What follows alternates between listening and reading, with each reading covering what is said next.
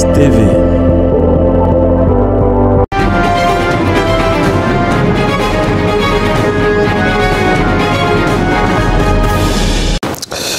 Merci de faire confiance à GFMS TV. Bonjour et bienvenue sur Sport Matin. Vous êtes donc nombreux à nous suivre partout dans le monde. Nous parlons donc ce matin de la Coupe d'Afrique des Nations Cameroun 2022 qui a donc finalement démarré ce dimanche du côté de Yaoundé avec en ouverture cette rencontre entre le Burkina Faso et le Cameroun. On y reviendra donc au cours de cette édition. Et toujours parlant donc de la CAN, on va essayer de donner quelques informations, n'est-ce pas, liées dans certains quartiers généraux, notamment ce qui s'est passé du côté de Douala avec l'agression de 3 journalistes algériens qui étaient, n'est-ce pas, qui rôdaient à proximité de leur hôtel. Et puis, on va évoquer les cas de Covid du côté de la sélection des Lions de la Teranga du Sénégal avec, n'est-ce pas, Edouard Mendy qui sera, n'est-ce pas,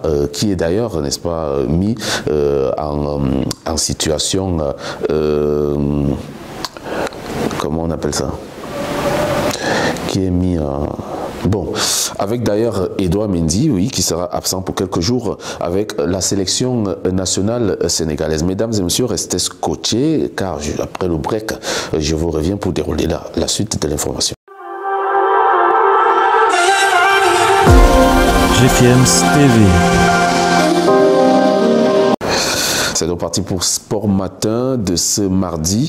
On va donc parler de la Coupe d'Afrique des Nations. La 33e édition de la Coupe d'Afrique des Nations de football du Cameroun a été lancée ce dimanche du côté de Yaoundé en présence du chef de l'État camerounais, son Excellence Paul Biya, et de son épouse. On va aussi noter la présence dans cette cérémonie du chef de l'État des Comores, Azali Assoumani, et bien sûr de son épouse, sans oublier le président de la Fédération internationale de football association Gianni Infantino et le président de la CAF Patrice Motsepe qui n'osent pas ont donc accompagné la délégation, toutes les délégations présentes au cours de cet événement.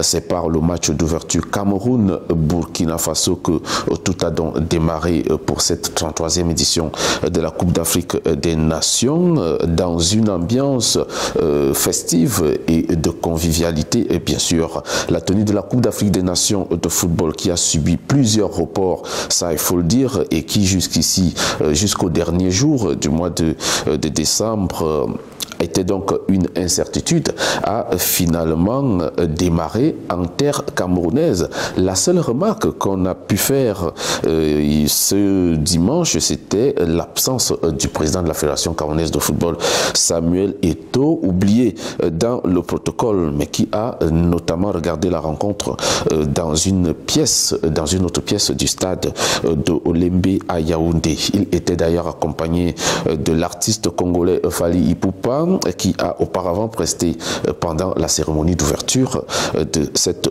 compétition, ce qui était encore comme un mythe. Donc c'est donc transformé en une réalité. Les hostilités sont lancées et on vivra donc au Cameroun pendant un mois, donc jusqu'au 6 février prochain, des matchs de haut niveau avec un rendez-vous, n'est-ce pas, avec au rendez-vous des surprises, des suspens, des déceptions évidemment, et des révélations, même si Dame Covid rôde toujours autour et, n'est-ce pas, décidera de la suite de la compétition dans certaines délégations. On reste dans le sujet lié à la Coupe d'Afrique des Nations. On va parler cette fois-ci de la rencontre qui a donc lancé cette compétition entre le Cameroun et le Burkina Faso en ouverture. Une rencontre qui a tenu toutes ses promesses parce que les deux équipes se connaissent déjà d'ailleurs très bien.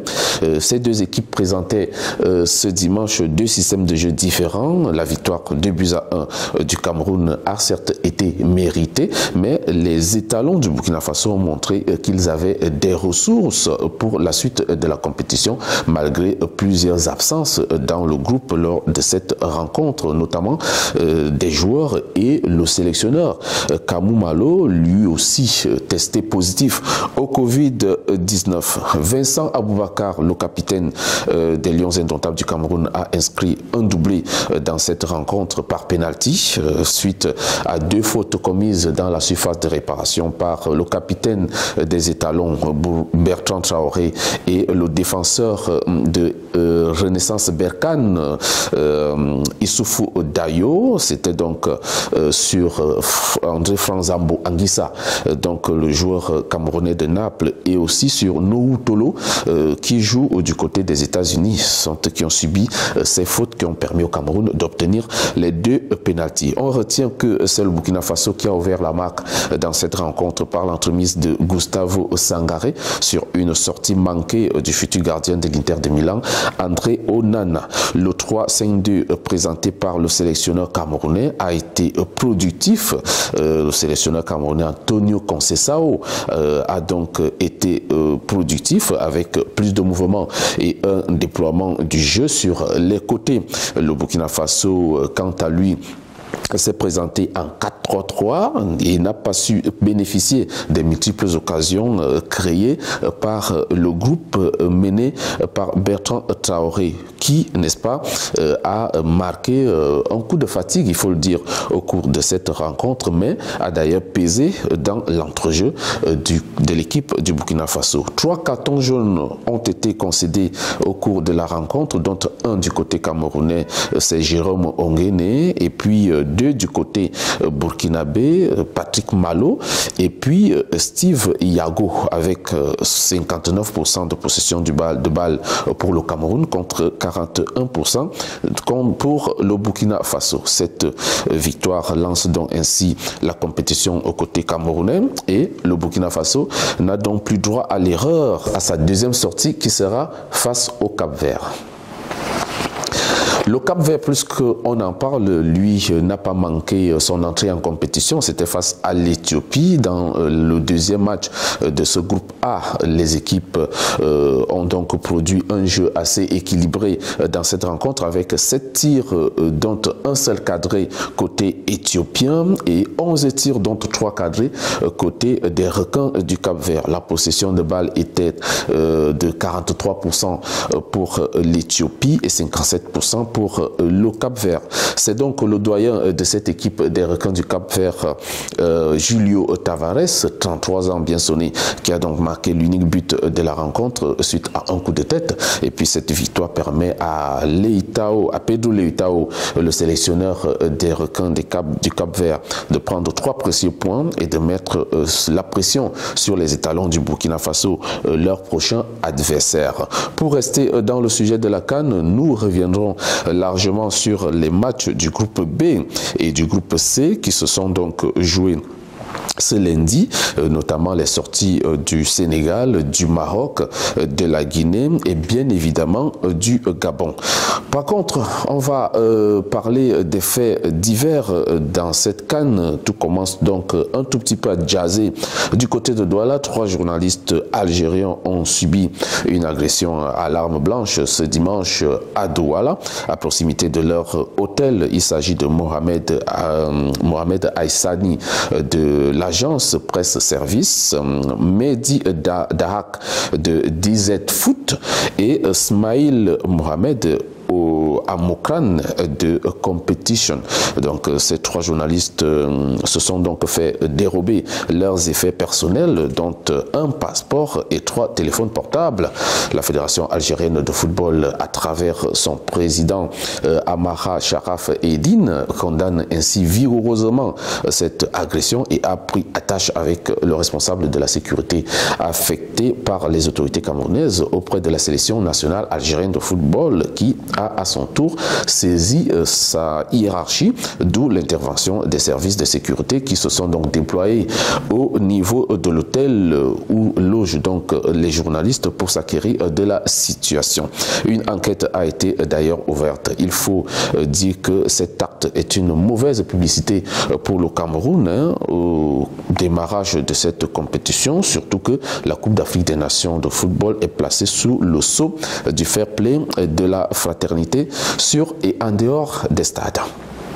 Allons évoquer un petit sujet concernant le Sénégal. Les Lions de la Teranga qui ont donc débuté leur compétition ce lundi avec 4 absences majeures. Il faut noter que la présence de Sadio Mané ne souffre de rien. L'attaquant de Liverpool est bel et bien là.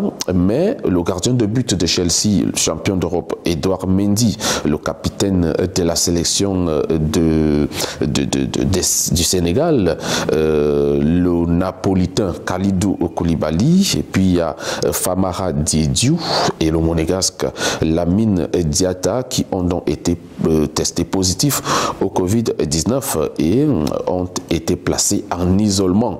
Un coup dur pour Aliou Cissé, bien sûr, qui a certes d'autres ressources au sein de son effectif et de la qualité, mais qui se passera de ses joueurs cadres pour au moins 2 rencontres.